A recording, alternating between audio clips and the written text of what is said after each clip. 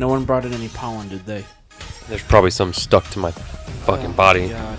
This has been my life for the last couple weeks here. Weather Channel has this nice new thing where it shows like how the pollen is awful across the whole country. Delaware's just all red. The whole state is just like, you're fucked. Yeah. Red, stop. Don't come to Delaware. Don't breathe. Don't go outside. Delaware, you're gonna bad. Die. We have cancer and pollen. Oh my god. Thanks, and DuPont. Murder Town. Oh, and Murder Town, yes. Welcome, ladies and gentlemen, to Threading and Treading. And the weather is finally improving. We always start off the podcast with talking about weather. Have you noticed that? No. Yeah, I feel like we do. It's hard grape soda. Thank you for bringing the alcohol. Yeah, I mean, you don't have to have it. Why does everybody just hold on to it? Every time I hand that to somebody, they're just like, well, I'll just hold it, I guess. I'm like, oh, thank you. I just sat there and 5 minutes later, I was like, you don't have to hold it. I mean, if you want me to try it, I'll try it. I thought it might be something that you might be interested in. Because She pops it with her finger. I know, just like, Take you it. have it, bottle opener. smacks it open with her teeth. I'll try it. Nope, too late. Oh, You had your chance. well, there's Can I try one? Yes, you may. Thank you. You may hold it, too. Oh, yeah. You don't have to give it back because you're trying it. Thank you. She's just going to hold it. Get hammered on grape soda. Well, it's hard grape soda, so it's acceptable.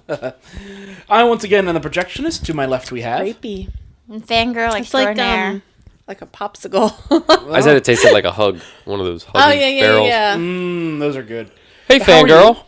I'm sad Why are you sad? because my bottle just got taken away. Well, there's two more. Well, no, I don't get any. Oh. Like Landon already said, I don't get any. That's You're getting one. Oh, okay. Better now. Oh, that's good. Good to have you back. Thank you. To your left, we have... I think I just chewed me. into the microphone. Yeah, so that's please my don't bad. chew into the microphone. Steve did that one time we recorded, and all I got was crunching for about 2 hours. Crunch. Crunch. Please no crunching. To my right, we have... Crunch. Me! It's is- me! Shmee! I didn't say that. Stop me, Smee. Smee, stop me, Smee. I'm going to do it, Shmee! I love that scene. Did you just get it? No, it's just funny. All right, you've had The too rest much of that grape soda. It's terrible. Hook? Yeah, it's stupid. Hook. What? It's stupid. It is not a stupid movie. It's silly fantastic. at times, but it's fun. It's supposed to be silly. It's Disney. Little reference to that movie. Did you know that on the scene where Peter's being taken away by Tinkerbell, as she's like carrying him away in the bedsheet, on the bridge there's two people kissing, and when the pixie dust hits them, they fly up? That is George Lucas and Carrie Fisher. Wow. That's them on the bridge. They were a couple. They were a couple. They're pretending they're kissing on the bridge, and then they start flying up. What? And it's just a little weird joke, a little inside joke in the movie. They were on set somewhere. I don't know if I believe you. You can find this. This is legitimate. I mean, it's like the whole Wizard of Oz Munchkin thing. No, in the that's been background. disproven. I No. know it's not. It's like an ostrich. Yes, it's not bird or something. Ostrich bird. Totally different things. But how are you, goddess? All right. You got your grape soda popsicle. It's like a freeze pop, It's really but not frozen Yeah. Like normally, the reason why I was hesitant at because the it's beginning. sugary. No, Oh, it's because sweet. I don't like grape flavored things usually. yeah. So that's I was hesitant, and I was You know like, what? Yeah, why was everything in our childhood that was flavored grape tasted like ass? Why was It that? was. I don't know what planet you guys lived on, childhood you had, but everything I that I liked had that was grape, stuff. Well, with grape popsicles, No, the see, grape like- huggy barrels, the grape fun dip. the ones I'm thinking of, the grape Flintstone Kids chewables. That's where you That's go first. the one Yeah. thing. I mean, granted, I would rather have had the orange or the red. I think Right, and the grapes Not the tasted like grape. ass. Those red's not a flavor. I was going by colors. Tastes like red. It's not a real flavoring. Tastes like I burning. could say it's red. What is that Dave Chappelle joke? Sugar, water, and purple. Purple. I want some purple drink. Purple drink. That's what we have. Yeah, we have purple drink. We do have purple drink. Alcoholic purple drink. Band name. Isn't purple drink the name of that concoction where you put like cough syrup in it or something? That's drank. Purple drank. Oh, that's purple drink. Okay. D-R-A-N-K. Sorry, not D-R-A-N-K. Right. Okay, not to be mistaken for what we have. And next to the goddess we have. Black Lantern. How are you, sir? Fantastic. Good. Thank you for bringing the alcohol. Yeah, man. Too many allergies, though. I'd like this to not be as allergy. You pick up a beer and it's just pollen flavor at this point. Everything tastes like pollen. I don't know what that tastes like. I know. You wanted to show you? Tastes like a swollen throat and itchy eyes. Yeah. Bingo. Yeah.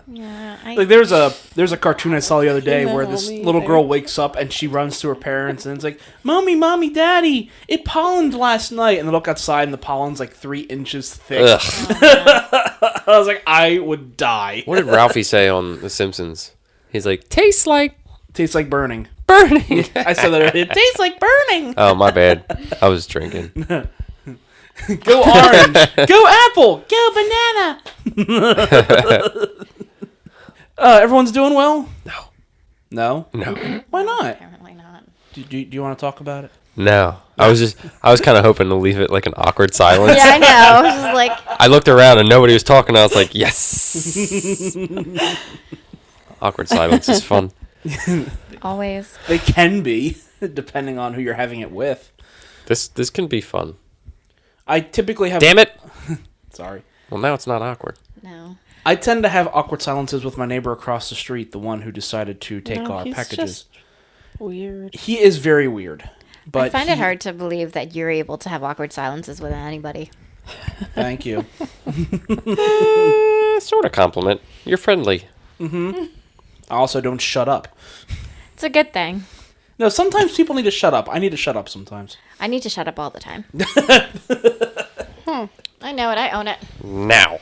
Oh, now she's not going to shut up now. Give me Now. a- This is going to be going on all night, isn't it? No. Oh, yeah. Yeah. I wouldn't do that. Now. That was him. See, I didn't do that. That's true. I'm not a sexist. How did Now. you Don't worry about it. I'm just messing with you. Hey, it's like freedom of speech, man. It's the 90s. Let's go. It's the 90s. Let's not get back on our 90s kick. We did that last podcast. Yeah. Did we do that? Oh, we did do that. Yes, we did. Speaking of that, VH1 should bring back those shows. They still do that? I love the 90s and everything.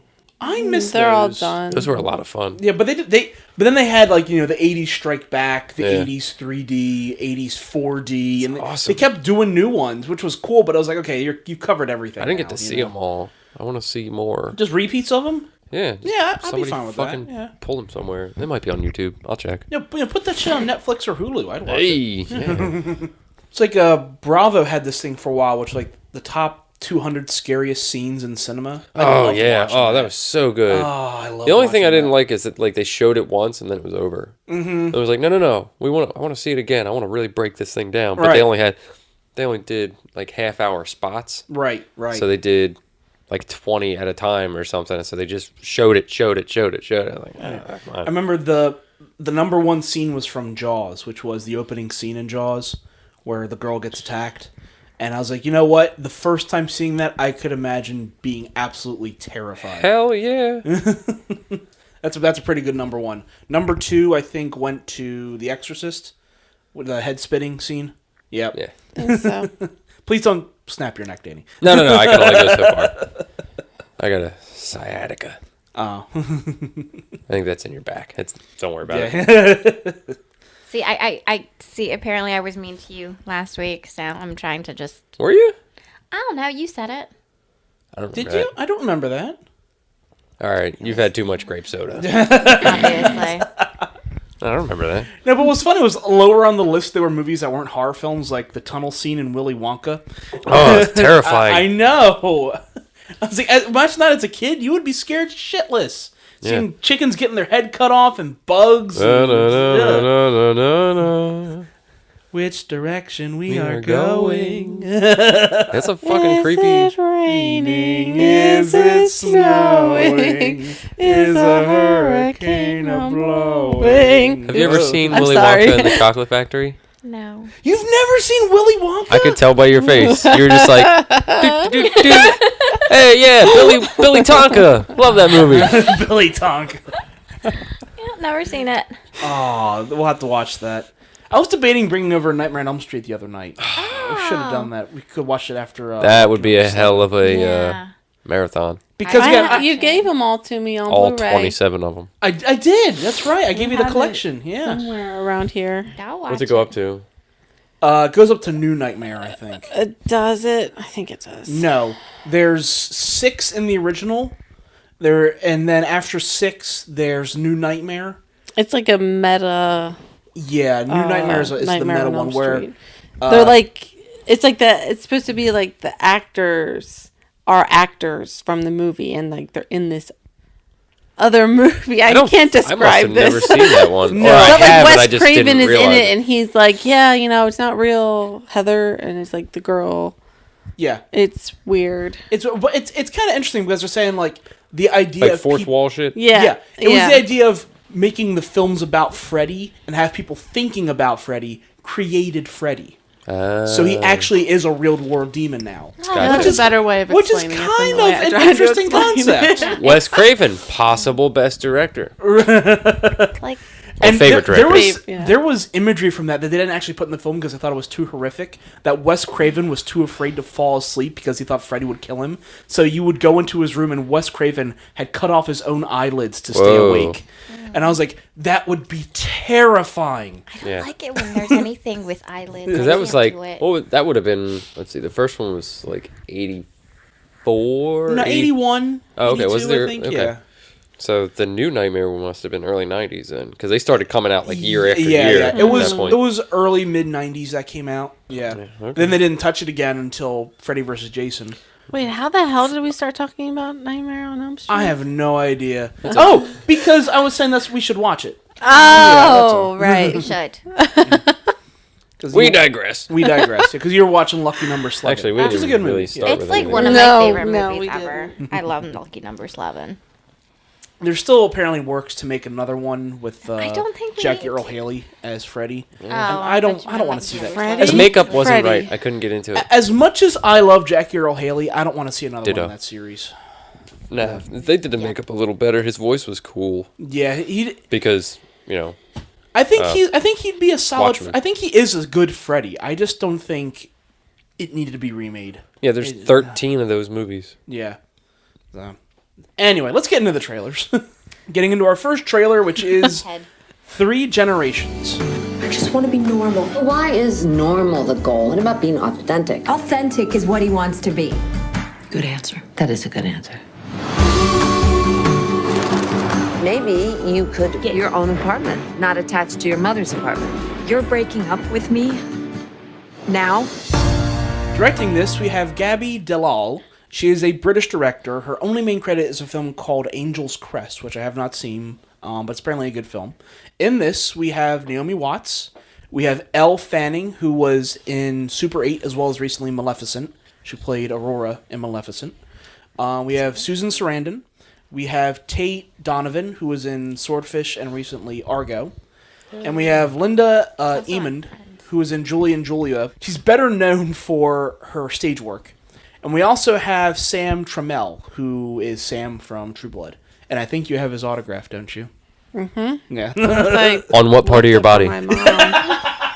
It's a secret. Oh, okay. Get him to sign it and then tattoo it on there forever. Yeah. But this film debuted... Just thinking of which celebrity I would get. Ryan Reynolds. All right. Just, shot out of a cannon. No big deal. What were we talking about? Talking about 3 Generations. That's right. So this film debuted at the Toronto Film Festival nearly 2 years ago. And it has been in post-production since then, mainly because of the controversy related to the subject matter. Now, the subject matter of this film is that you have 3 generations of women. The first being Susan Sarandon, the second being Naomi Watts, the third being Elle Fanning. Elle Fanning being a transgendered person. She is transitioning from a girl to a boy. And it's the family kind of trying to figure out what that means. Like Susan Sarandon just keeps saying, well, can't she just be a lesbian? And Naomi Watts says that's not what this is. And it's the whole misunderstanding of the generations and how that's represented. And that is a very heavy topic right now. It is a very controversial topic right now. And a lot of people in the transgender community were upset that a cisgendered person, Elle Fanning, took this role. Now, the director has said, in regards to this controversy, the part is a girl, and she is a girl who is representing in a very ineffectual way a boy. So what they're basically saying is this character is a girl through the whole film trying to be a boy. I was like, okay, we get that, but at the same time, the transgender community isn't going to really accept this person in this role. It's kind of, it was the same backlash that happened with Dallas Buyers Club with Jared Leto playing that role. Which Jared Leto was fantastic in that role, but it's going to be the same type of backlash. Now, because I don't understand that. But I mean, okay, I kind of get the backlash, but it feels like millennial shit to me. Like, who auditioned for it? This is true. I mean, if they had an open casting and there weren't many transgender people who auditioned for the role, or let's say none auditioned zero, for the role, for right? instance. You take the person who's best suited for the role. I mean, and that's not the studio's fault. I mean, you can't keep delaying. Right, you production and stuff. You open it up as much as possible. You say we want a transgender person for this role, and you try and get the best person for the role. But if you don't have someone young enough, or someone who I don't know, or even someone who would feel comfortable. Right. I feel like the difficulty in this wasn't so much casting a transgendered person, but casting someone who was in transition, like within the process of transitioning, just because I feel like that is going to be that's going to be the most difficult thing, because like I feel like if there was a casting call out for transgendered people, like again, I don't know what the casting call was. That's right. Well, we don't know this. Right? Yeah, like, we're just guessing at this point, and because I think we had this debate before on the podcast about we've had this debate a couple times, right? Like with regards to race, with regards to gender, with regards to gender identity, with regards to sexual identity, like a whole it's been a lot, like right. And of course I do believe in the idea of being able to diversify different minority communities and stuff like that. But I think that again in this role, the most difficult part is the fact of the transition. Right. Because are you then going to cast somebody who is actually transitioning, who hasn't gone through the procedure, who hasn't gone through hormone treatments? Like, is that what we're looking for, or are we looking for somebody who is already transitioned, who is has gone through it, the whole process? Like, is that what it is? Right. And I would say this is also a factor. Unlike casting for sex or race, the transgender community is still a very, very small community. They make up roughly about 0.1% of Americans. So when you put out a casting call for someone who is transgendered, you're going to get a response. But there's still not many. There's not a lot of them around. And that's just the nature of it.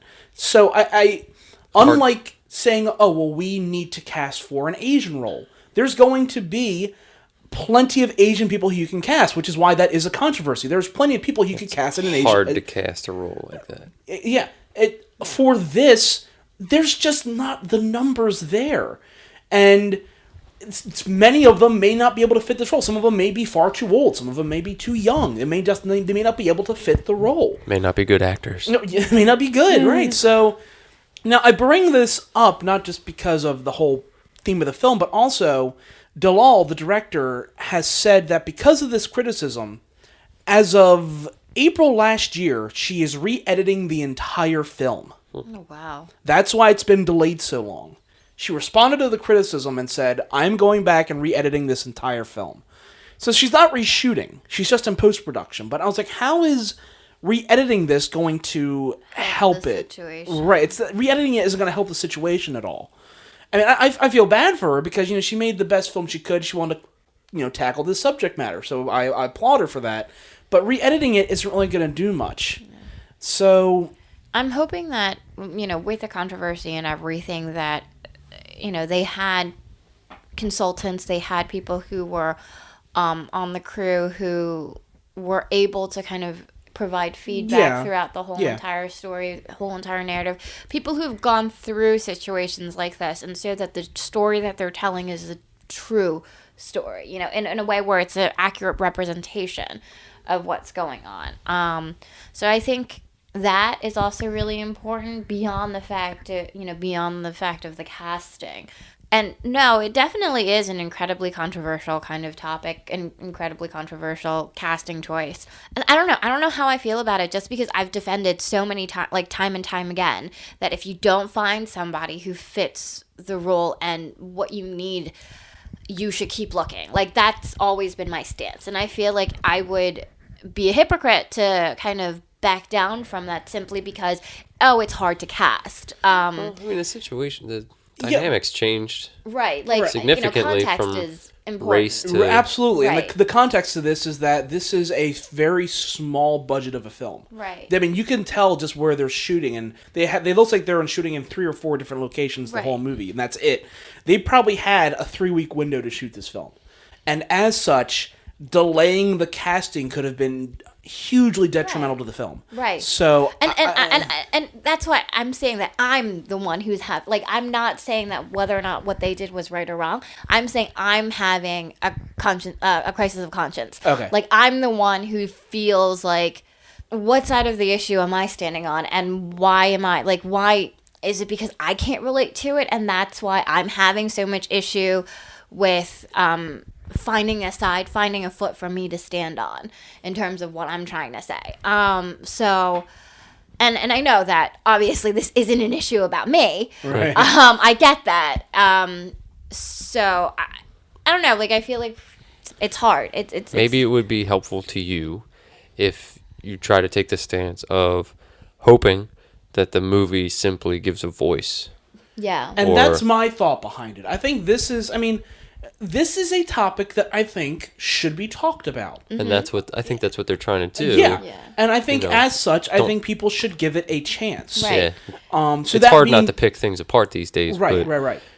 Give it a shot. Right. At least take it for what it is and let it give who it's trying to represent a voice. Right. And all of that being said, what do you guys think about this movie, and would you want to see it? I'm intensely interested. Okay. But by the way, I'm going to steal that. Intensely interested. Yeah, I don't know where it's going to go. That's good. I like it. It's got that weird kind of Little Miss Sunshine. I don't know how to describe it. It's like a weird... The movie's going to be real serious, but it tries to be cute the whole time type of thing. And I'm like, all right, Kind of got that. fine. It's almost trying to represent, there is the levity, but also the seriousness. The seriousness of the issue, but how people kind of cope with the issue. Right, and I'd be curious to know what they're really trying to do with the movie. Yeah. And hopefully, if they're trying to give a voice, they're not trying to be too cute and take away from what they're trying to say with the movie. Also, not to mention, this is a very good cast. Yeah, Yeah. it looks amazing. Yeah, I was like, wow, I love you've Susan got Sarandon. really good people in this. Yeah. What's that? So I love Susan Sarandon, and she freaked out. She fangirled. Yeah, just a little bit. I love her. All you do is throw in Emma Thompson and Julie Andrews, and you're done. Oh my goodness, that would be so perfect. There's a fangirl. Yeah, I am also interested in this. I think this is something if I saw this at a festival, I don't know if I'd go out of my way at a major movie theater and pay unfortunately $15 for this, Mm-hmm. But if I saw this at a festival, if I saw it on a Tuesday, yeah, I would go for this. I would want to see the story they're trying to tell here. I want to know what message they're trying to put across. That's what I was trying to portray. Yeah. Is I want to see what they're trying to say. Right. Yeah. And I think, I'm interested, in the message. Again, this might be something that's a little heavy for me. But then again, if you brought in Little Miss Sunshine, I love that movie, and I thought that was really good. So, possibly. Oh, yeah. I love Little Miss Sunshine. Okay. Olive. Is that her name in the movie? Olive? The Abigail Breslin. Yeah. Can't Yeah, remember. All of the other reindeer. yeah. Yes, all of the other reindeer. Stop it. Get out. No. So moving on to our next trailer, which is The Little Mermaid. This just came in. It's a tweep in the region. We followed stories like this before, but they never lead anywhere. Maybe it's true, maybe it's not, but there's definitely a story here. Pack your bags. Get going. Mississippi's always been magic. That part about that mermaid, well, that sure does interest me. There is some magic that is real, and some that is illusion. So let me introduce you to your dreams. The Little Mermaid of the Mississippi! So directing this one, we have Chris Bouchard. He directed a film called Hackney's Finest, but he's mainly a visual effects director. Has mainly worked with CG in the industry. This is the movie to do that. Yeah, I mean, if you're going to be a visual effects director. Some visual effects in this, yeah. In this film, we have William Moseley, who was in The Royals. I don't know if anyone ever watches that series. Oh, I really wanted to, but I never did. We have Gina Gershon, who has had tons of work over the years, but is most well known for Bound or the series Rescue Me. Was she in Face Off? Yes, she was in Face Off. You said the name, and I was like, I know that name. I don't know why I know her from Fate. Don't ask. We have Poppy Drayton, who is in the Shannara Chronicles. Well, that's the book you lent me, right? Yeah. Yeah, it's the sci-fi series. Yeah. Yeah. I'm sorry, you lent him a book? Well, He couldn't just go get it? no. Like, did you have to check it out with your Yes. library card? Yes, the I had to stamp it. My mom said I gotta get this book and take it home. Get in my library card. We have Shirley MacLaine, who was in Terms of Endearment as well as Steel Magnolias, has a very good career. It's Shirley MacLaine. We have William Forsythe, Hey. who was in The Rock and The Devil's Rejects, also a very good actor.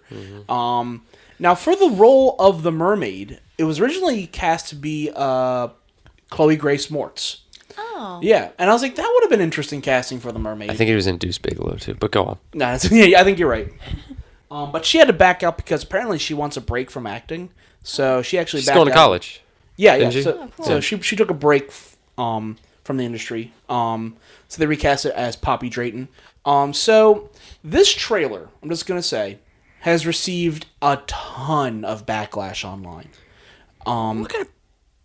What? Because of the name? Yeah, Not just the name, but the movie itself and the production, as well as how the story is being told.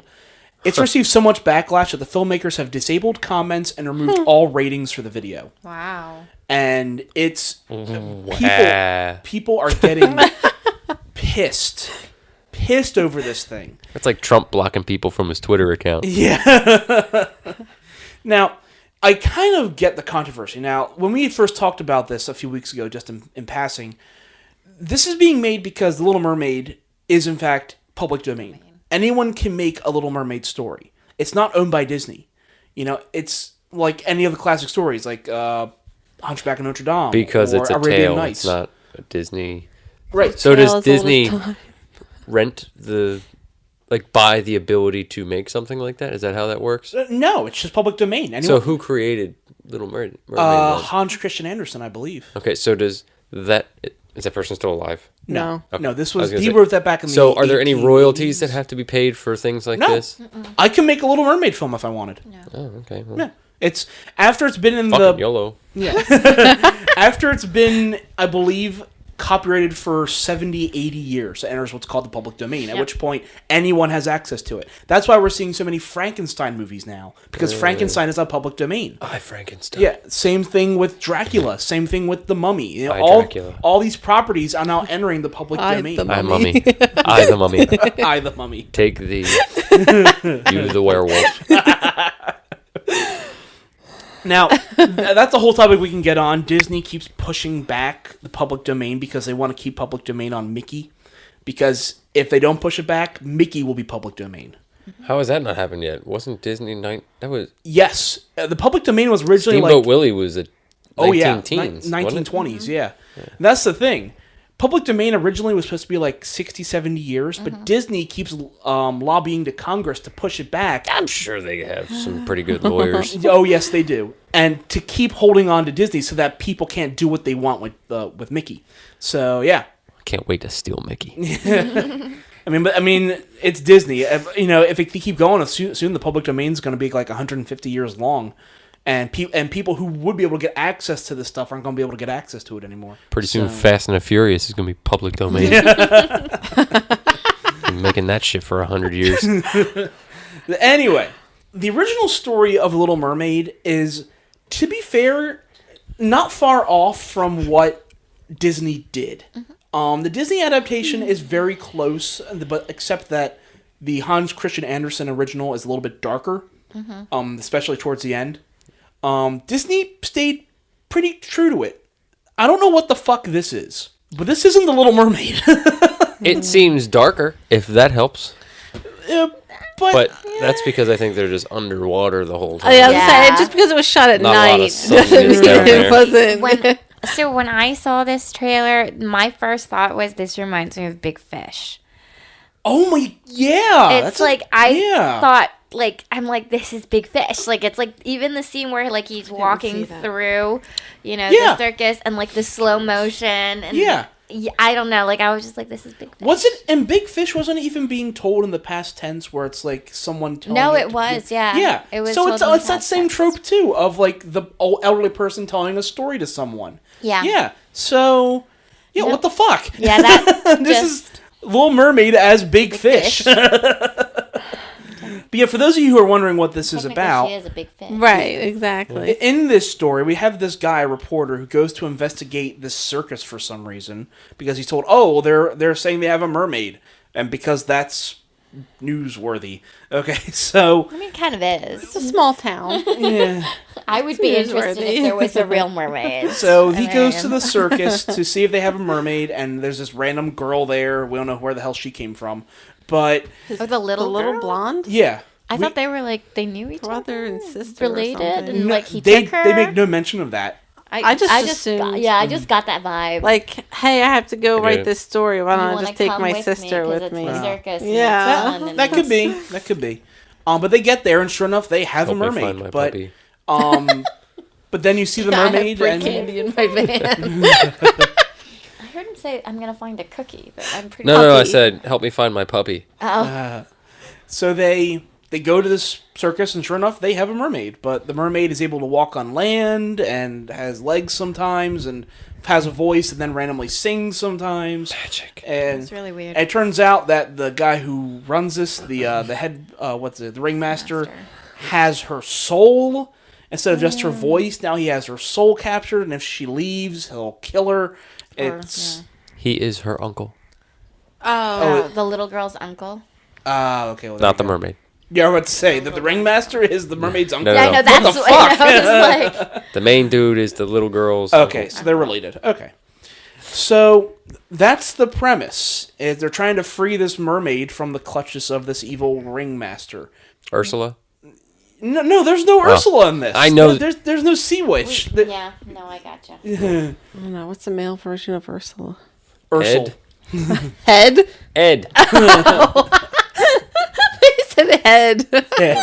Head down. No. I was saying Ursula. It's like Ursula. Ursula. Ursula. Could be Phoebe and Urkel. Phoebe. What were the little eels' names?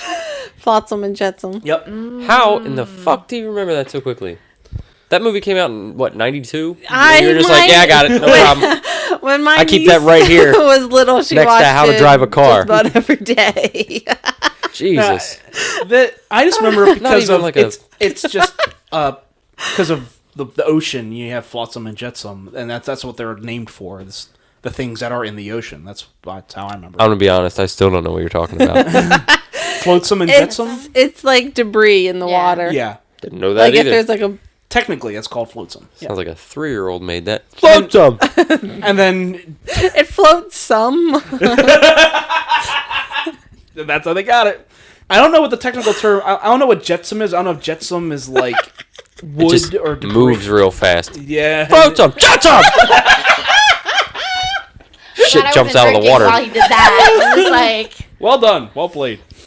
"Is it safe for me to drink my?" Yes, go ahead, Matt. I can't answer that. Yeah, you know what? I'm gonna. So, a few things I want to cover with this. First off, and the guy was pointing this out as we were watching it. It sounds like half of the audio was recorded with a potato. Right here. Give me some. All right. This audio, I mean, it looks like some of the lines were dubbed and some of them weren't, but the dubbing is some of the worst I've ever heard. The timing was off. Yeah. Right? Yeah. I wasn't missing Not just that, but I thought it maybe sounded it was my like copy. they're recording it on like an old ham radio. Like, what the fuck are you recording this on? This is an old Little Mermaid. No, that's what it sounded like. Yeah. But she was like if you were talking to me, that's what you sounded like. Like just right here in the room. I'm probably going to talk like that for the rest of the podcast now. It talks through a toilet paper tube. I will only see this on a Tuesday. See, I was like, what, is it just bad dubbing or does something go wrong and this was the only line you had? But like some of it sounds good. Some of it sounds like trash. I was like, I don't know what happened here. Also, some of the footage looks like it's blurry. It looks like it's out of focus. I don't know what is happening with this film. So in The Dark Knight Rises, I'm always going to go Batman, just so everybody knows. Okay. We know. A lot of people complained that they couldn't understand what Bane was saying in the trailers. Right. So they actually went back And redubbed. edited his voice so that it was more understandable. Oh. Right. If that's a big enough thing, they may go back and edit all this shit, try and make it more. Yeah, but whatever they went back and clear. edited it with was shit. That's No, what I'm saying now. Did they already go back and edit it? No, it's like this was the official release of a trailer. So right now, what he's he saying was- with same the thing. with the Dark Knight Rises official trailer released, right, No one could People understand said- what Bane was yeah. saying. right. So then Then they they went went back and before edited. So you're it saying was released. so they haven't the edited this actual yet, is what movie. you're saying. You're thinking There may they be enough people saying, "What the fuck is happening with this thing?" for And them then to go so back they're and gonna go, go back and "All right, yeah, fix we it." couldn't get a pass with that." right. That's fair. Now the thing is, We only had Right. 13 bucks. I got my uncle to do it. unlike Bane, you can actually understand what these people are saying. It just sounds horrible. And looks shitty. Like Right. It looks off. It looks I like I just thought it was YouTube, and I was just like, that's fine. It's just lagging. No, it's not just YouTube. It's just the way this thing was edited. I don't know what movie maker Windows shit they're editing this with, but I'm gonna be super, super awful and super, super racist right now. Oh god. But it looked like kind of like a production where I would see. Yeah, I know where you're going. I know where you're going. Go ahead. Yeah, like a Chinese Yep. production of Like a kung fu movie or something. right, but or like the mermaid movie that I showed you Right. guys, Right, like the other Little Mermaid that was movie. just like, oh my gosh, like what in the hell is going on? But yeah, like where it's just kind of like it's just a little off. You don't really believe what's happening, but you know it exists. I can't watch shit like that. Oh yeah, no, I can't. If the dubbing is off, nope, not for me. all this being said, I'm not saying that I wouldn't be behind a Little Mermaid film, even if it's not made by Disney. Because I'm pretty sure Disney's going to eventually make a remake of their Little Mermaid like a live film. action, you mean? Yeah, I'm sure that's happening. But that being said, I'm not against someone else trying to tackle that material. But not like this. This looks like two different kinds of shit right here. Not only because they're changing the narrative of what Hans Christian Andersen wrote, which you mean you can take some liberties with the story, but not change it into this. Also, the production values look awful, which tells me it looks like someone said, oh, look, this is public domain. We can bank off the name Little Mermaid and let's get this cranked out and make some money on it. Get some dipshit parents that are like, all right, we'll go take our kids to see Little Mermaid. Right. Yeah. Basically, that's what this seems like. And Especially with all the other live action movies. that Right. are Beauty being and the made Beast by is doing that. Disney. Exactly. And God damn it, dude, they all take place in London. Like, I swear every single film is now in England somewhere. They're all English, British actors with their little accents. Well, and they all may be trumpets. British, but they're not all taking place in England. Trumpets? Well, that's where they sound like they take place. Well, that's because is most England known Americans... for Don't they its eat crumpets? crumpets? I don't Oh, fucking know. crumpets! I thought you yeah. said trumpets. Oh no. Who the hell eats trumpets? Crumpets. Like they were just playing like Trumpets. trumpets randomly. You gotta know what a crumpet is to understand cricket. What? Did no one get that reference? No, I mean I can't speak for everybody, but I Ninja Turtles. Cricket. So, Little Mermaid. Does anyone want to see this? Nope. No, thank you. That's what I thought. This looks like ass, and I'm sorry to all those taking part in this film, but whoever is making this does not have quality in mind. They're just trying to get this cranked out to make a few bucks. Sorry. Moving on to our next trailer, which is Detroit. Army taking fire. Shots fired. Near the Algiers Motel. Hey, y'all, there's a bunch of police outside right now.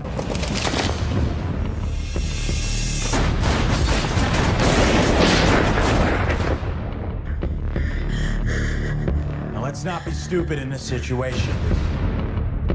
You need to tell me where the gun is. I got all night, people. Tell me exactly what is going on here. I need you to survive the night. Directing this, we have Catherine Bigelow. How do you pronounce her name? Bigelow's probably accurate. Yeah, I think it's Bigelow. She has directed The Hurt Locker and Zero Dark 30, two very, very good films. Let's see who it is.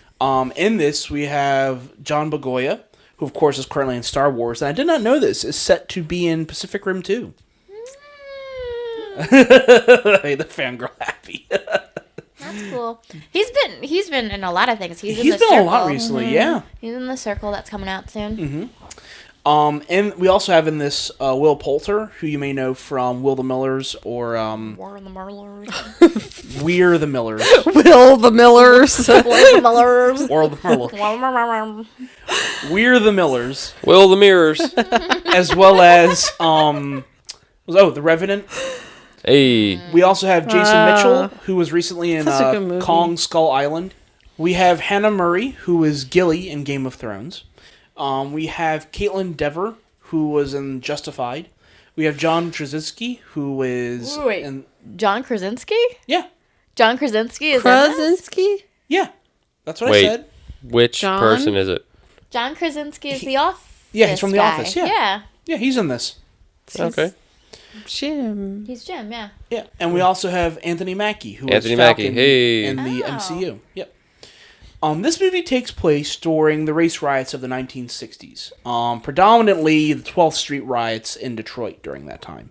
And specifically from that, the Algiers Motel, which is known as the Algiers Motel Incident in Detroit. This is kind of an infamous incident that occurred during these race riots. There was a crime novel written about this a couple years after it happened because the National Guard as well as the police really tried to cover up this incident. And it is a very, very dark time during not only Detroit history but American history. I will not share what occurred here, but the goddess and I were talking about beforehand. The race riots in the 60s were a very awful time. I mean, and they weren't all occurring at the same time because Detroit had them in 67, Chicago had them bad for a while, even Wilmington had really bad race riots. I know my parents have spoken about it, Goddess's parents have spoken about it. It was rough. And in Detroit, they even said it in the trailer, they locked down 130 blocks because of how bad the riots were. And I'm just thinking, like, basically that would have just shut down the entirety of Wilmington. You know, if the riots were so bad, just saying, no, you can't go into the city right now. Like, I can't imagine that. But that's what happened in Detroit because it was so bad. And what's happening is that you have this band that's going into the city during these race riots, and they decide to just go off to this hotel for the night and just kind of try and wait it out before they leave. Well, I don't know if it's a member of the band or someone who's a friend of the band happens to have a gun and either on purpose or accidentally fires off a shot.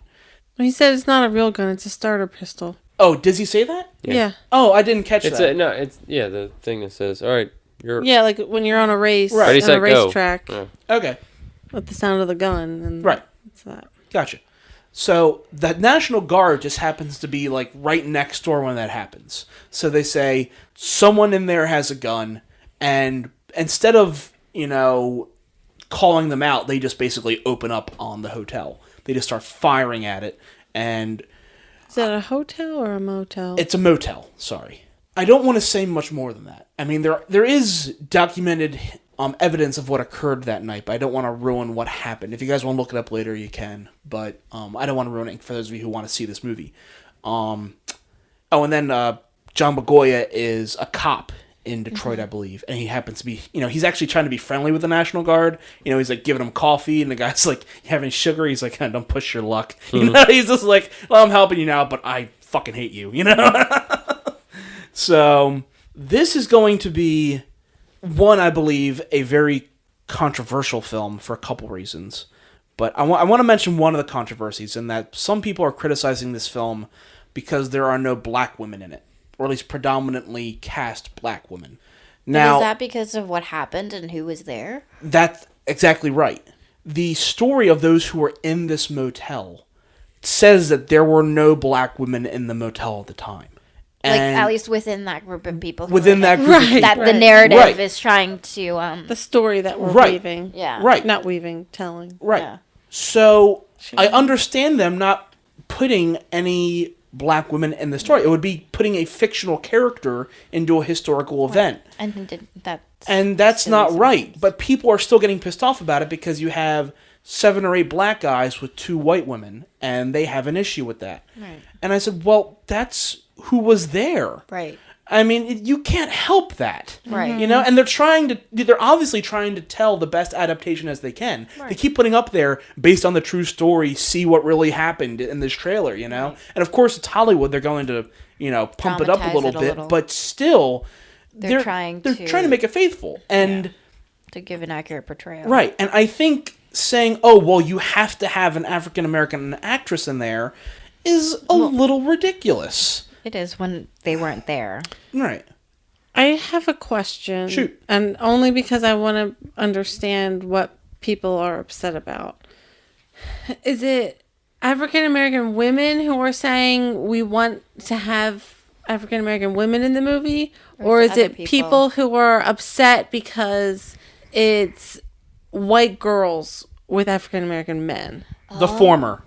Okay. Yeah, the first one. They're not upset that it's black men with white women. Although I'm sure there are people pissed off about that. But they're not the ones who are vocalizing it right now. I just want to make sure I have the right people who are upset at this. Right.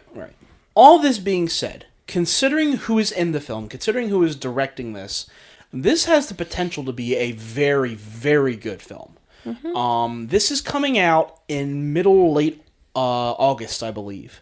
Which you could say is going to be the start of award season. And I think it's going to be up there. I think this is going to be towards the list, considering who's in it, considering who's directing, and because every one of her films has been thus far been nominated for an Oscar, in multiple categories. Right. So I think this has a lot going for it, and considering the political climate in our country right now, this is a story I think should be told. Yeah. So what are your guys' thoughts on this? You don't have to be shy. You can. Yeah, you can say it a little louder. No, because it was quiet. Everyone was looking at me. I was just looking around. Sorry. Yeah, I was kind of like. Sure. That wasn't creepy. I'm not. You were doing her Stevie Wonder. She rolled her eyes around and then just stopped and stared at me. I'm not creepy. I promise. But you want to see it? Mm-hmm. Okay. I'm immensely intrigued. Immensely intrigued. Ooh. I don't get it. Why did you say that? It's alliteration. I and I. I don't know. Yeah. Oh yeah, I love movies like this. I'm all in. All right. I mean, now you're not a huge fan of historical films, right? No, I'm not. Okay. But I feel like this, no, I'm not at all. Okay. But she grew up having to watch Schindler's List. Schindler's List, right? All the time. I'm done. No, but I feel like, despite the fact that I don't like historical films, and I feel like this one is kind of on point in terms of, as you said, our political climate right now. Mm-hmm. And I'm actually interested in seeing this. Probably, it's heavy. It's definitely going to be very incredibly heavy for me. And the thing is, the reason why I don't like heavy films is because my chest hurts after. Oh. It just weighs on me a lot of the time, and that's why I'm not, I don't like to see them. But I feel like this has a good story that it's trying to tell, and, you know, it's fascinating in terms of what happened and everything, and I don't mean in a way just like, oh, it's fascinating, but like it's the way that the story is going to unfold, and how the director and the writers have decided to tell this story. That's another thing, and I am just as interested in the backlash that's going to come forward when this movie is released, and what people are trying to say, what different groups are going to say about it. And I think I'm just as interested in that as the movie itself, just to kind of, you know, see how the political climate affects. I'll just say it right now. There's going to be a couple dozen tweets from Trump on this film. I can guarantee it. But that's a discussion for another time. All this being said, I really, really do want to see this. I think this cast is great. I think the director is great. I think the story is one that should be told and is great. So yeah, this has everything going for it. I really want to see this. Great. Yes, sir. Moving on to our next trailer, which is The Hitman's Bodyguard. I hope they kill him, I really do. This guy single-handedly ruined the word motherfucker. Tick-tock, motherfucker! I was up here. God damn it! I will bust a cap in your ass. Have you ever said please? Please, motherfucker! What are we always yelling? Just a little giggle. Directing this, we have Patrick Hughes, who is an Australian director. His main credits is a film called Red Hill, as well as Expendables 3. In this, we have Ryan Reynolds, we have Samuel L. Jackson, we have Gary Oldman. Gary Oldman is in this? Gary Oldman is the villain in this, yes. We have Elodie Young, who is currently Elektra in the Daredevil series. And we also have Salma Hayek. Now, I'll just give you the one-line synopsis that IMDb and Wikipedia gives. A bodyguard takes his former enemy, a hitman, as a client so they can defeat a dictator. That's it. That's the only synopsis they give. Awesome. So, it's these two guys who apparently hate each other and have been fighting for years, because one's a bodyguard, one's a hitman, so obviously, like, they've been thwarting each other for years. They have to team together to kill a dictator. Why they have to kill a dictator, I don't know. Maybe it was a contract that the hitman got. I almost don't care. Yeah, that too. So first I'll say power cast. Sorry, Black Lantern stole that from me. No. I was thinking it on the way over here. I loved the song choice. Yes, I was going to say that. I love that they're painting this like it is the movie The Bodyguard. Like, I was Who here has seen The Bodyguard? I have not. I have not. But I haven't but you seen know it, of I know it. Yes. And for anyone who... And I also have the soundtrack. Right.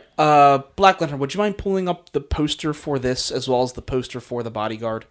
Because they purposefully made the poster for The Hitman's Bodyguard to be an exact duplicate of the poster for The Bodyguard. Yeah. And it's quite hilarious. Yeah. All that being said, though, I definitely miss Whitney Houston. Yeah. Why can I never spell bodyguard right? Do you have to spell it often? No, not often, but... Okay. Could someone pass me a grape soda? So there's that. There's the Hitman's Bodyguard. Oh, okay, yeah. I know the picture. I know the Bodyguard. Even it's the exact color. Even the hue is right. It's perfect. Even the font is the exact same font. FAWNT. And then there's the Bodyguard. Yeah. Right. The only thing that's different is Samuel L. Jackson's looking forward. Right. And holding a gun, I think. Yeah. My first thought was that this is a movie made by Deadpool. This is something I could see Deadpool literally directing, as in like just the goofy, over-the-top action. And the only thing missing is chimichangas and topless women. That's the only thing missing from a Deadpool film. Time to make the chimmy fucking changas. Right. It could be topless women. Yeah, you don't. Salma Hayek. Yeah, Salma Hayek could be topless. That's true. Or other. Was she ever topless before? I don't know. She was close in Dogma, but not. No, I don't think she's ever been. She had a toe sucked. She was also close in From Dusk Till Dawn. Yes, she was. Yeah. But yeah, Anywho. this premise looks hilarious. So you have this bodyguard who's having to protect a hitman doing his job, and just them clashing the whole time and cussing at each other, beating the fuck out of each other. It just looks funny, and some of the action actually looks like pretty good action, And then there's stupid action like Samuel Jackson jumping off the building, which always happens, but he's like falling down the scaffolding all the way down. Like Plinko on the way down. Plinko. Okay. This is very much a teaser trailer. There isn't any plot revealed. It's just them joking around and having a good time. Have Samuel Jackson and Ryan Reynolds been in a film together? I was just thinking before? about it. I don't think so. I don't think they have. Really? No, I'm thinking back, and I can't think of a time they've been in a film together. They have really good chemistry, though. Mm-hmm. They do. And you know that in the next Deadpool film, he'll be referencing Samuel Jackson somehow. If not just because he's Nick Fury, but because they were in this movie together. So all this being said... If Ryan Reynolds was British, he should be in the next Kingsman movie. Which, by the way, a sneak peek for that was just released today. Where? No, it's a sneak peek. It's under the couch. Hurry, look. It's not a full trailer, so we'll be reviewing the full trailer next time. Can I watch the sneak peek? It's only 15 seconds, but sure. I don't care. Go ahead. They actually made a funny little joke out of it. When it starts, it's like 5 seconds of all shots from the film, but each shot is like an eighth of a second long. Yeah, so it's so quick you can't tell what's going on, but if you go like frame by frame, you can see the stills. Nice. And it's called like Kingsman: The Golden Circle. I know we're getting off topic here, guys. Sorry. But Wait, I know. But it looks interesting. And Colin Firth isn't really dead, right? We don't know. We don't know if it's gonna be flashbacks with him. We don't know. Because I like Colin Firth. Me too. Okay. So, yeah, Kingsman Bodyguard. Look what you did to me! Interesting. I want to see that. Good mashup. Hitman's Bodyguard. You guys want to see this? Yes. Oh, I'm sorry. No, you're fine. Immensely interested. Hey. Interested. No, this looks like a blast. This looks like it'll not It's a only hoot. It looks like not only good action, but also good comedy. I mean, I think these guys are going to be able to bounce off each other really well, and this looks very solid. I would pay more than $5.50 for this. I would go on a Friday. On a Friday? Oh man, you're going to face those crowds? Damn. I like 2. Yeah. Oh, yeah, okay. Moving on to our next trailer, which is Thor Ragnarok. Now I know what you're thinking. How did this happen? Well, it's a long story.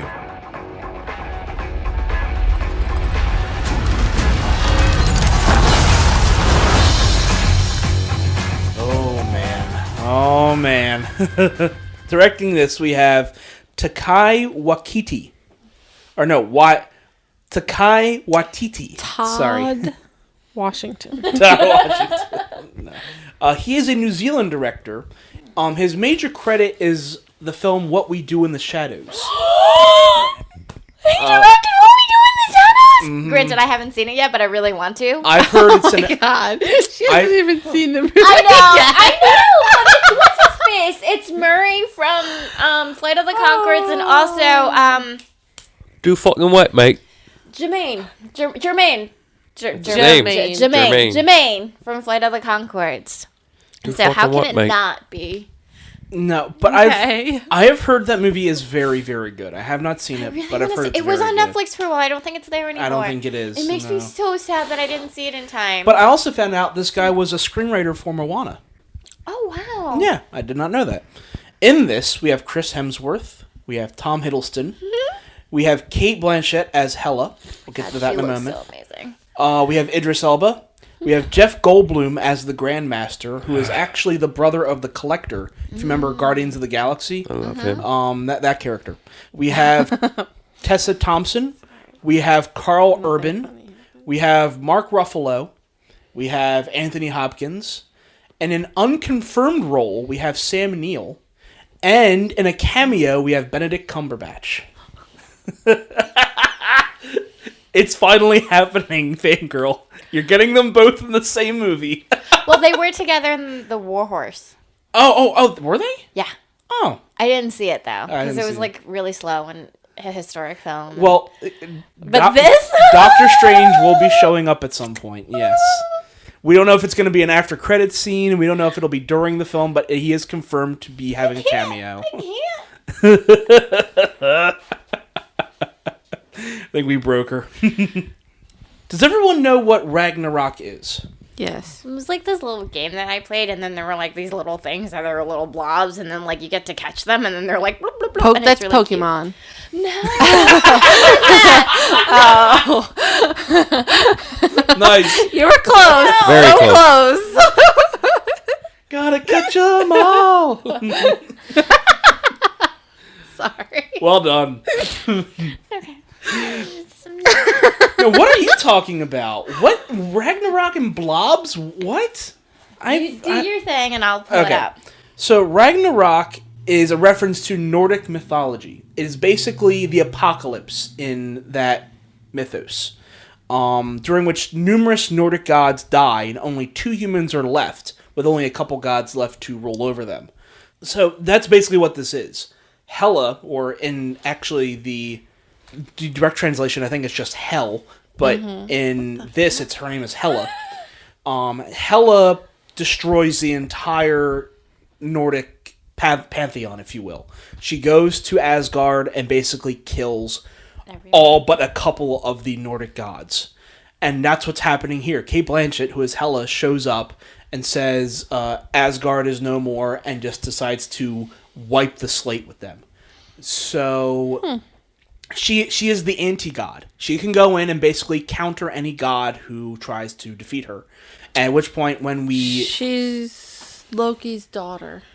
No, this is just me being like, oh. Like, not like, I don't know what face you read, but... I don't know, like, what's wrong with you? You're crazy. No, like, no, this is my, like, oh my god face, not... Oh. I've never heard of that. Huh. Yeah, it's like this, it's an MMORPG? Yeah. Interesting. And then, like, there are little blobs, and, like, the blobs are little creatures, and then you catch them. Interesting. And they can make it your companion. I have never heard of that game. Me either. So that's what Ragnarok is. So when I heard they were doing Thor Ragnarok, I assumed this was going to be extremely dark in tone. But now we're seeing this is actually pretty light in tone. So... Yeah, this trailer doesn't have anything to do... With the actual myth. With Ragnarok? Yeah. Yeah. I mean, we see Hela attacking Asgard, but that's really it, you know? We see her crushing Thor's hammer, and then Thor basically... Thor is still very powerful. He's still immortal, but he doesn't have Mjolnir anymore. You know, what's that? But can she kill him? Yeah, she can kill pretty much all of the Nordic gods, yeah. Okay, so he's not immortal. He's immortal, but he's not invulnerable. Okay. You gotta remember, there's a difference between the two. Yeah, okay. Yeah. So, at one point, he leaves Asgard to basically go and get help, and he's captured by Tessa Thompson, who's playing a character called Valkyrie. She takes him to... She was on Veronica Mars. Oh, was she? She was. Oh, I did not know that. Yep. She takes him to the Grandmaster, who is, again, the brother of the Collector. And the Grandmaster has been described as just this big hedonistic guy, just like people fighting each other and beating the fuck out of each other. Yeah. At which point, we see Thor going up against the Hulk. Yeah. To which many have said, why the hell is the Hulk here? This makes no sense at all. Well... So do we find out? Yeah. It turns out Marvel is trying to set up Planet Hulk. Planet Hulk is a series that came out back in 2006 in which the Avengers decided that the Hulk was way too unstable and chaotic to keep around. So they shot him into space and tried to send him to a peaceful planet where he could just be by himself until he got his shit in order, and then they bring Banner back. That's what they thought they'd do. When they shot him into space, he got sucked into a wormhole and got taken to one of the most warlike planets in the cosmos, at which point Hulk takes over the entire planet and becomes a king. Huh. So that's what Planet Hulk is. Good on him. And in many cases in Planet Hulk, he's having to fight in arenas. So they're actually tying in the Planet Hulk storyline to Thor Ragnarok. So somehow the Avengers, or we can only assume it's the Avengers, shot Banner into space just to get rid of him so that he would stop tearing up stuff. At which point someone captured him, someone who was working for the Grandmaster, and said, well, we're going to have this guy fight people. And it just so happens that the first person he fights is Thor. At which point, and we know each other. I know him from work. Which is fantastic. So I know this guy. Which, ever since the first Avengers film, people have been kind of wanting to see Thor versus Hulk. Right. Because of that one little shot he gave him.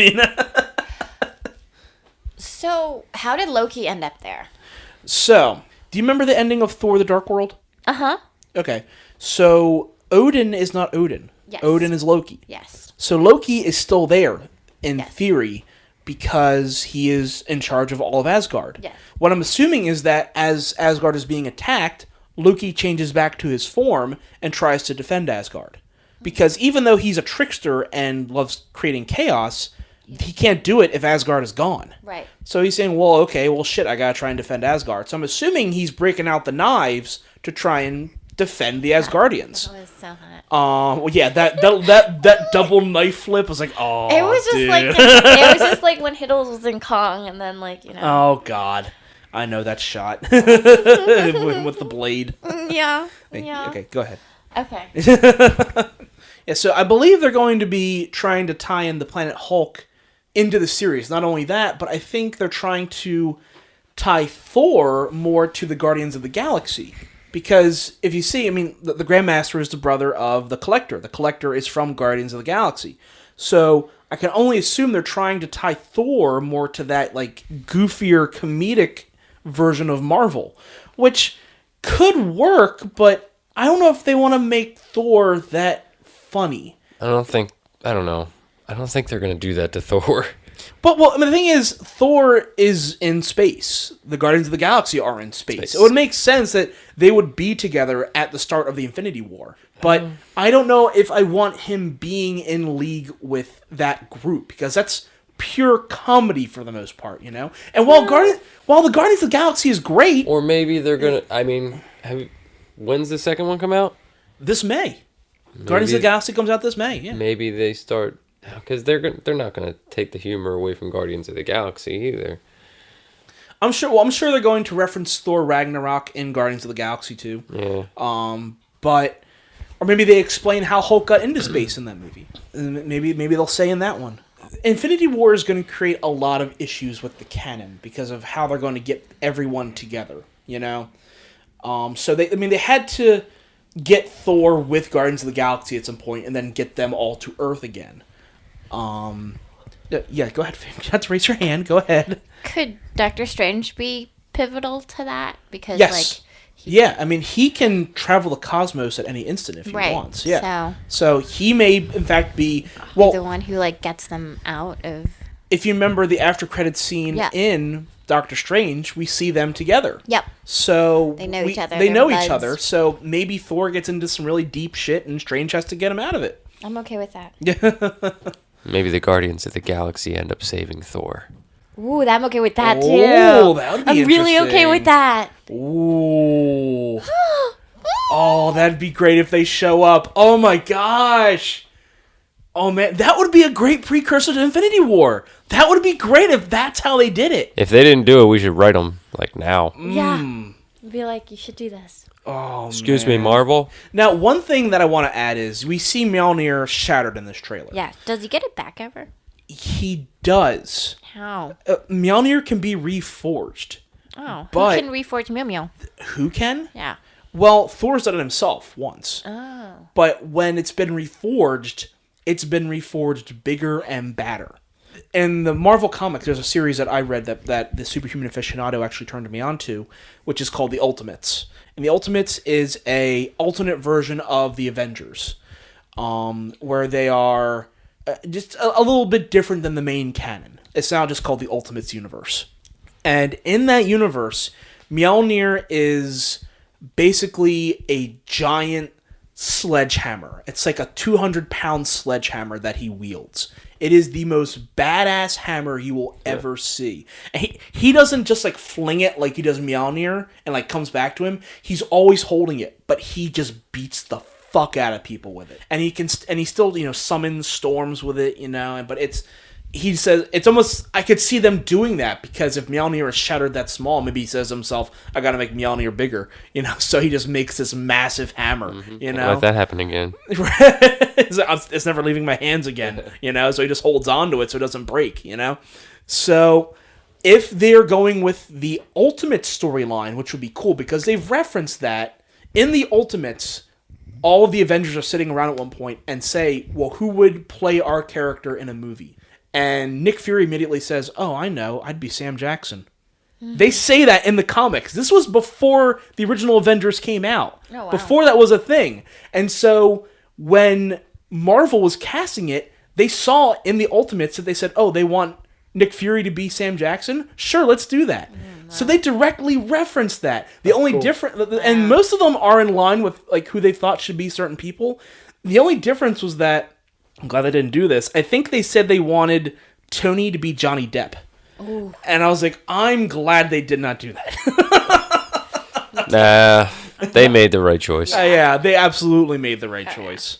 In certain universe, I could see that happening, but no, I'm glad. Yeah, in the Guardians of the Galaxy universe, maybe. Yeah. I'll have to go back and read you off that list of who they thought should be each person. That would be fun. But anyway, Thor Ragnarok. Do you guys want to see this? Oh, most definitely. Mm-hmm. It's hard not to at this point. Yeah. No. That's pretty much all my thought was. It's just hard. All these stories are tying together. It's hard to just go, yeah, I'm good. Yeah. And then just abandon it, you know? I feel like we're like so invested in all the characters and everything and the stories. There was a recent graph I saw online, and it had a graph for all of the Marvel films, and it listed them according to if you had to watch other Marvel films to understand this Marvel film. And I think that's great, because there are certain ones that are great standalone films and certain ones that you have to see almost all the others to understand. Right. For example, recently Doctor Strange was a great standalone film. You had to hardly see anything else in the Marvel Universe to get that. Civil War, while it's a great film, you would have had to have seen almost every other Marvel film. That's a culmination. That's absolutely. They lead up to Civil War. Right. Same thing with Age of Ultron. Like, you could have seen the first Avengers film and kind of gotten what was going on, even if you hadn't seen Captain America First Avenger or any of the Iron Man films or Thor. But Age of Ultron had a lot more going into it, so you had to see more things. Right. Yeah. So Ragnarok is going to be holding that line, kind of, you know, where you're going to have to have seen at least the Thor films, but not just that, maybe you would have to have seen some stuff in the main canon because of the Hulk being there. Right. Because this version of Hulk has not had a standalone film yet. He will in Planet Hulk eventually, but he has not had his own standalone film. Mark Ruffalo. Yeah. Right. I also think that Black Lantern had well, I'm having a brain fart. There we go. No, the idea of obviously the Guardians of the Galaxy being tied into this. Mm-hmm. I felt like the way that the trailer was set up, it felt like a Guardians movie, like almost like just the way that the jokes were. Absolutely. The I think that's on purpose. The colors and stuff like that. I mean, they had Immigrant Song playing. I mean, right. Come on. So I think, that's I can't remember what I was gonna say, but things. I was gonna say things, but that was part of it. But off topic. Yeah. The headdress you see in the beginning of the film. Holy shit!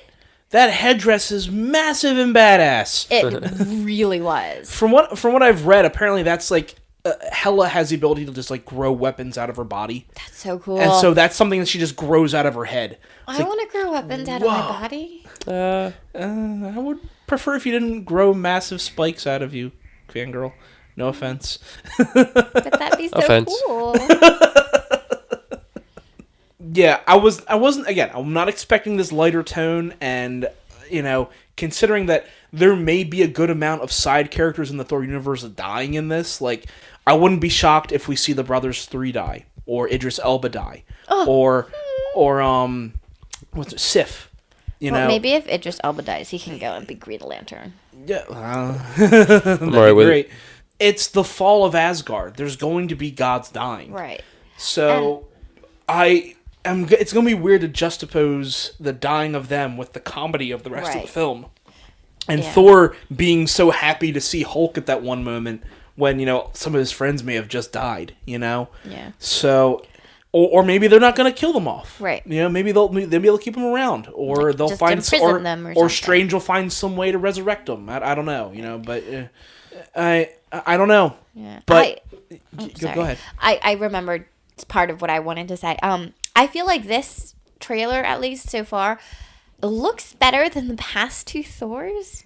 Really? Yeah. I wouldn't say better than the first, but definitely better than the second. Yeah. The second is considered a bad film by many. Yeah, but definitely better than the second. And I don't know. I like this tone that they're taking with All right, it, and that's fair. So. I mean, I don't hate the tone. I think it's funny. I just don't know if it's appropriate. Right. Yeah. It'll be interesting to see how they kind of weave all that into the narrative, like weave the narrative into the way that they've decided to produce the film. Right, I agree. Moving on to our final trailer for the night, which is Star Wars: The Last Jedi. Breathe.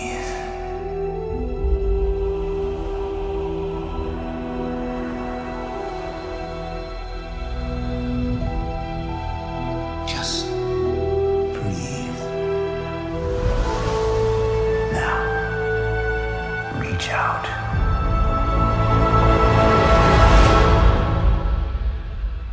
What do you see? Light.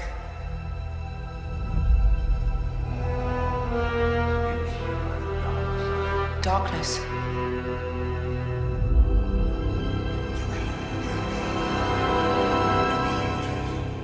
A balance. It's so much bigger.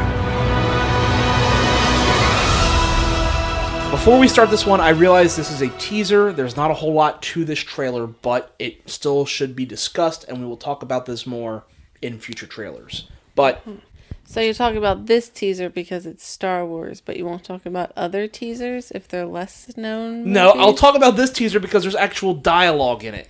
I know what you're talking about, and we're discussing this one because there's actually words and things in the trailer. Directing this, we have Ryan Johnson, or Ryan, I don't know how you want to pronounce it.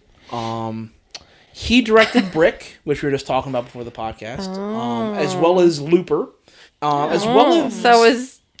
What's his name in this movie? Joseph Gordon-Levitt? Yeah. No, he's not. He's Nightwing. Wait, in Star Wars? Cool. Wow. He's also directed some episodes of Breaking Bad. So, he hasn't had a whole lot of work.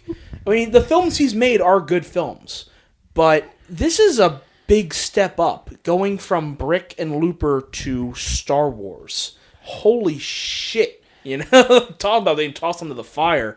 But in this massive cast, Mark Hamill, Carrie Fisher, unfortunately the late Carrie Fisher, Adam Driver, Daisy Ridley, John Bogoya, Oscar Isaac, Lupita Nyong'o? Yes, her. Sorry, thank you.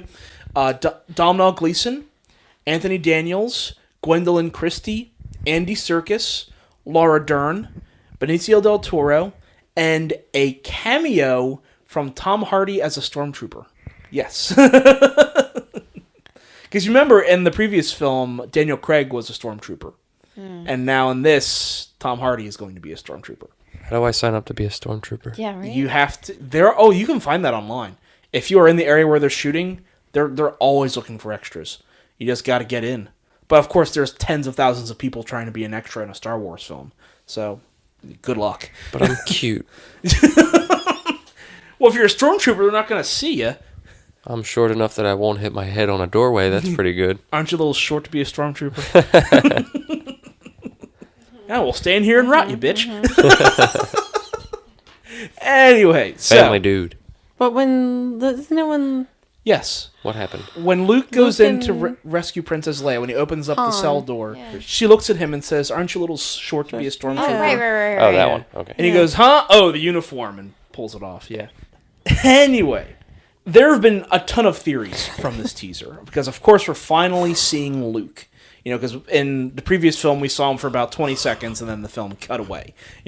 Here he's a lead character, and he's obviously training Rey to adapt in the Force. Now I say that because I don't believe he's training her to be a Jedi. Well, we don't know, because his last line in the trailer, which is, I only know one truth, it's time for the Jedi to end. That line, what the fuck? What does that line mean? And Everyone's a Sith. I mean, no one knows what that means. What is he inferring with that? What is happening? I thought you had like a pocket in your cushion. I was I like, thought what? it looked like you were reaching down Kim's leg. I'm like, what the fuck are you doing? I'm over here. I'm over here. It's like, I know we're all friends here, but please don't feel up my girlfriend. I think you got like a pocket or something. It's where I put the body parts. Yep, pocket full of sunshine. Got something in my front pocket for you. Reach into my pocket and see what it is. And South Park. Is Luke saying that, he is the last Jedi, and that it's time for the Jedi to end because when he dies, the Jedi will have ended? Or is he saying that, he's refusing to train Rey as a Jedi? Maybe he's turned to the dark side and that he no longer wants there to be any more Jedi.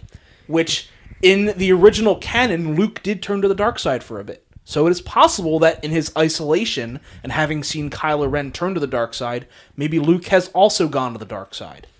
We don't know. Maybe it's time for something new. Which is the final theory, which is that Luke is now going to start training Grey Jedi. Now, the Grey Jedi is not something that's really been talked about in the main canon. They have always existed in the Star Wars universe, but they aren't really discussed much. It is Jedi who simply learned the Force by themselves and never became adapted to the light side or the dark side.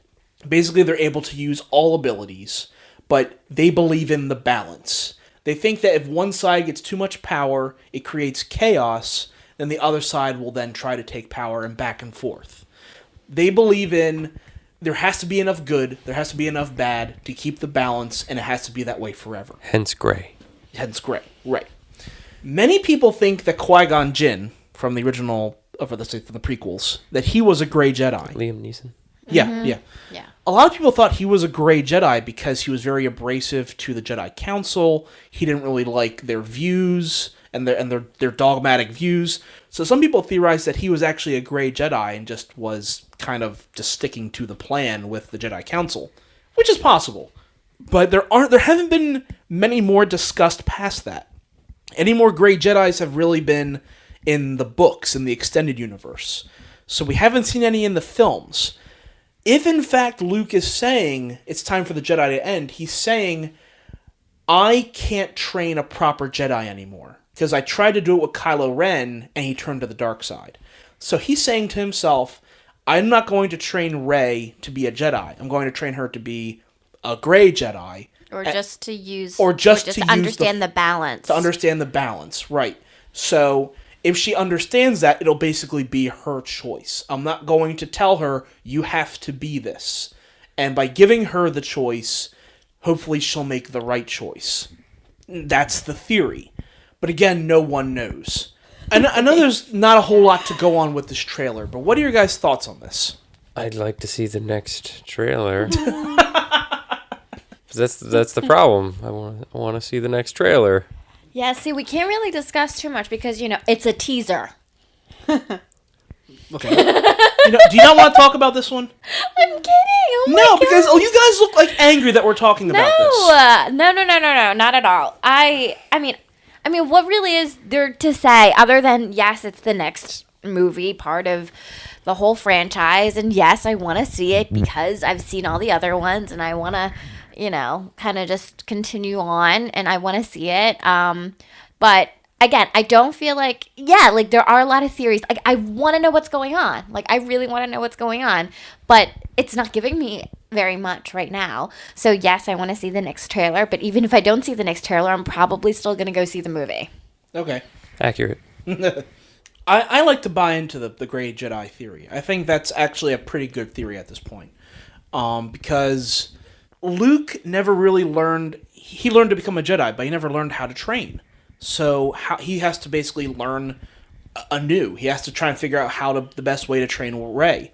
So of course, I'm really excited for this. And we'll be discussing this again. There's not a whole lot to talk about here, but we need to see more. And I don't want the whole plot revealed. And I will say, and we discussed this before, Carrie Fisher has had all of her scenes shot. Oh. She'll be this one. For this film. Okay. She is fully in the film. They will not have to edit around her. They won't have to CG her in. They're not going to have to do any of that. All of her scenes were finished. So they did say that they're basically not writing her into episode 9, which is unfortunate. We can understand why they're obviously not doing that, but we'll see how they handle that in episode 9. Whether or not there might be some CG elements to that in episode 9, we don't know. So, are there any other thoughts on this one? Again, I know there's not a whole lot to talk about here. Is there anything you guys want to talk about? Certain things you saw in the trailer, the bit of dialogue there was. What do you guys think? I'm trying to think, damn it. Well, as far as Carrie Fisher's concerned, if anybody was going to be able to put somebody in a movie that's no longer here, it's going to be Star Wars. She could be a hologram. Yeah. Or just embodied in the Force. They CG'd freaking Hayden Christensen in episode 6. What? I'm sorry, but they did. Why would you? She had to fix her hair when you said that. I'm just like... I know, it's stupid that they did that, but, if in fact they say that Princess Leia passed away, that she will come back as the Force. Yeah. There was a great quote recently, because they had Star Wars weekends, and Mark Hamill was giving a little dedication to Carrie Fisher, and he said, I'm not sad when I think about her, because I know that every time I'm going to bed and I'm going to sleep, I look up into the stars, into the cosmos, and I know she's looking down, smiling at me, giving me the finger. I like it. I was like, that's pretty good. Yeah. So I got nothing more to say about this one. I'm really looking forward to it, and we're going to see more. We're going to talk about this, obviously, a lot more. It's just a teaser, but really want to see it. So let's move into feature presentations. The first one being The Lost City of Z. We did talk about this one a few months ago, which is the film about the explorer going to the blown city in the Amazon, trying to discover that there is, in fact, life in this one location. Not a whole lot of marketing, not a lot of press for this one. I completely forgot about it, and then I saw it on my list. I was like, oh, this is coming out. Oh, yeah. Do you guys remember this? Yeah. Yeah. So what do you guys think? Would you want to see this? I'm not really persuaded to see it yet. Yeah, because we haven't seen anything about it. Yeah. I don't want to sound like a dick. It's not drawing me in, I guess. I don't really have I don't have an interest to see this yet. Okay. If I have somebody that's like, dude, you got to see it, then yeah. All right. But right now, I'm not really. The early reviews have been pretty good for it. They have? Seems so. It's lower for IMDb, 7.1 IMDb, 80% on Metacritic, and 88 on Rotten Tomatoes. That's pretty good. So early press is pretty good. Okay, well, that's an interesting premise to me, because I did study a little bit of anthropology, but I don't know if I'd go out of my way to see this. That's all. No, it's interesting. Maybe something to watch on Netflix later on. I wasn't here when you guys talked about it, and I was a jackass, and I didn't see the trailer. So I really can't say much about it. I'm sorry, I was super unhelpful there, guys. Okay. I tried. I really tried. Super unhelpful. I know, super unhelpful. Moving on to our next feature presentation, which is Unforgettable. No. We did not talk about this trailer. This looks so bad. For numerous reasons, it looks yes. so bad. I can't even. I think it was the goddess who said it basically looks like a newer version of, what was that Beyonce film? Oh, I know. Geely? We saw the Master Pancake Theater of it. Oh my god. Obsessed. Obsessed. With Ali Larder. Yeah. Mm-hmm. Yeah. This looks like a remake of that, and that's not a good movie.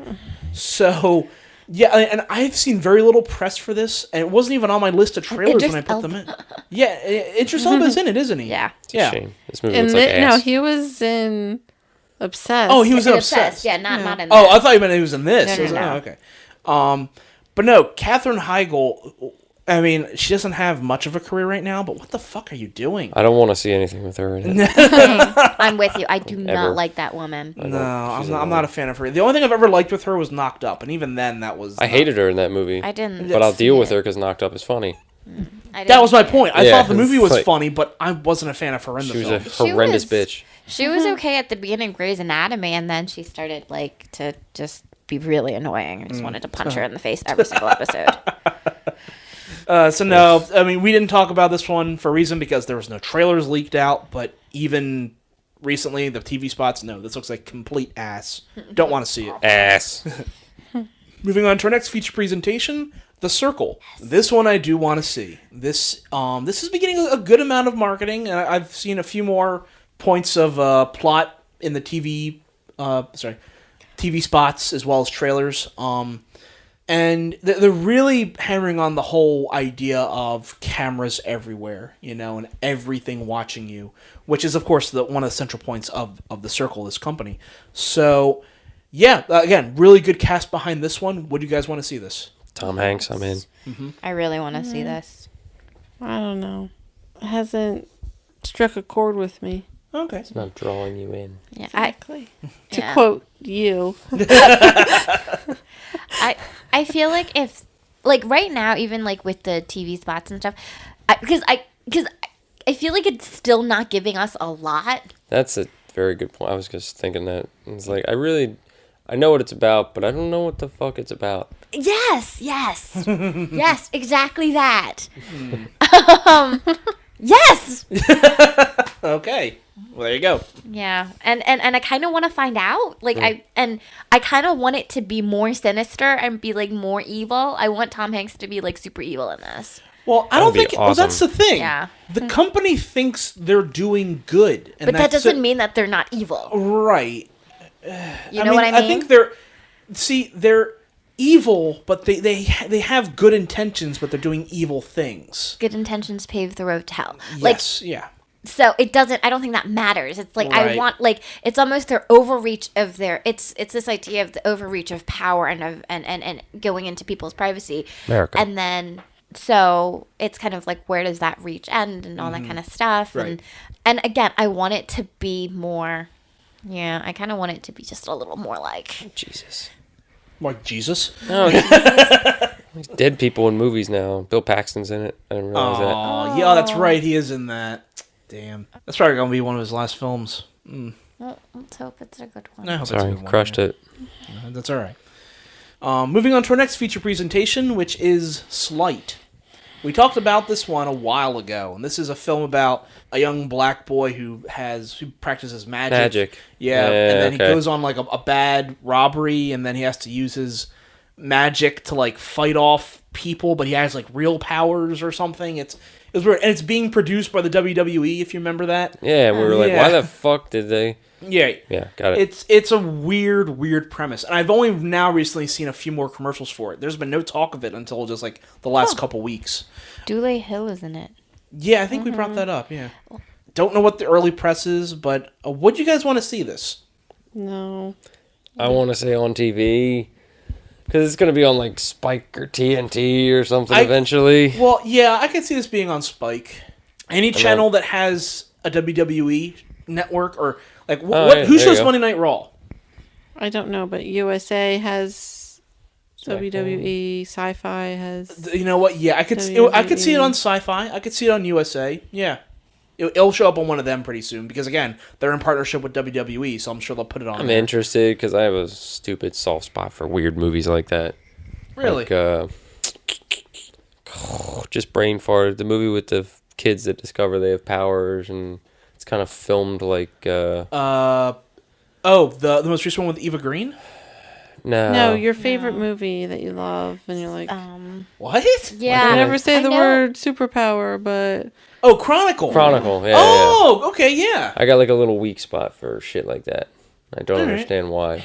So I'll probably see this movie. All right. No, Chronicle's great, yeah. Are you going to see on a Tuesday. Power Rangers movie? Are you going to see the Power Rangers movie? I'm waiting for that one. Enough Power Rangers movies. Yeah, that's fair. Finally, our last feature presentation is Voice from the Stone. We talked about this one about a month ago, and this is Emilia Clarke, as she's playing a nanny watching a little boy who won't speak, and he keeps hearing his dead mother's voice in the walls of their home. Not a lot of press for this one. I think this one is not getting a major release, but when we first talked about it, we were kind of excited for this, because it looks rather creepy. It looks like they're adapting it from like an old Edgar Allan Poe story. Some creepy visuals, some pretty good performances from Emilia Clarke, it looks like. So this is one I would like to see, but what about you guys? It does look creepy. Mm-hmm. Her facial expressions, especially towards the end of the trailer, are terrifying. Yeah, that look. Yeah. It is creepy. Mm-hmm. She looks like she's been doing drugs. Well, I think at that point she had been like locked in like a wall or something. She had been like buried behind a wall. But again, I don't know. We see someone in the trailer being buried behind a wall. I don't know if it's her or someone else. If that's the case, yeah, getting out of there, you'd look like that. Looks like she's behind a wall. Yep. Oh, no, she's listening at that point. The shot you saw is that she was laying down and someone was like sealing her in with bricks at her feet. Ugh. So yeah, it's pretty I don't remember seeing the thing for that one. No, this is... But no, I would like to see this. I hope we get a release around here. Yeah, it's fucking creepy. I hope we do. And I think it's an American release, but it was mostly shot in Italy, so it's probably going to have a larger international market. But no, I want to see this. Yeah, it looks pretty interesting. Ladies? I definitely do not want it. Fair enough. Because, I have nightmares and stuff. All right, fair enough. Horror's one thing, but creepy's way worse. Yeah. We've talked about that before. I like creepy. Just last night at bowling, we brought up Baskin Goddess. I know you loved that one. Doesn't sound like it. Well, if there's nothing else, I want to thank the Fangirl for coming by. Okay. Okay. Huh. Okay. She's broken. I want to thank the Goddess for coming by. Yep. Want to thank the Black Lantern for coming by. Thank you, sir. Thank you. Thank you for bringing the booze. Yes, sir. Yes, it's thank my you. job. Hooray. And I, once again, am the Projectionist. I want to thank you all for tuning in. Have a very good day, and take care.